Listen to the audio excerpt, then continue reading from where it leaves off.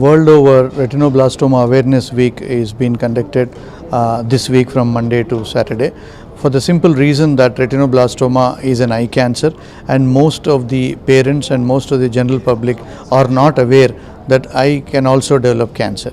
And fortunately, this cancer is completely curable, and to create an awareness in the society how to diagnose a case of retinoblastoma actually is in the hands of the parents and the pediatricians. So to create awareness among the parents, we conduct this awareness week across the globe, just to tell them that this cancer can be diagnosed with simple symptoms like white reflex in the center of the eye.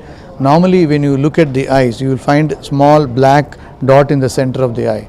In that place, if you find a white colored or a flower like thing in the center of the eye, that is almost a diagnosis of a retinoblastoma.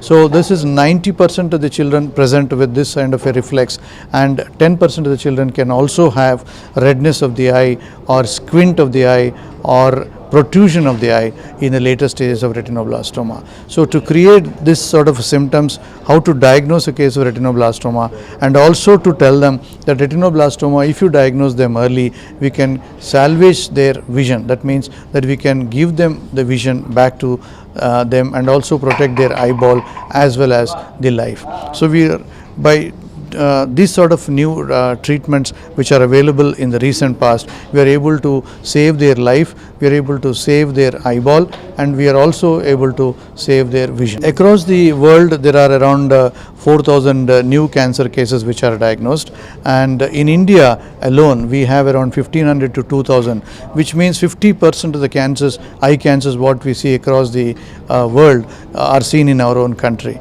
So in Andhra Pradesh, we have around 150 to 200 new cancer cases which are seen every year. There is no attributing etiological factor, and if you use this, you get this. Like smoking is not a reason for retinoblastoma. So there is no attributing factors to develop retinoblastomas. It happens just like that sporadically, and 95% of the cases what we see are in a new without any history of retinoblastoma in the family.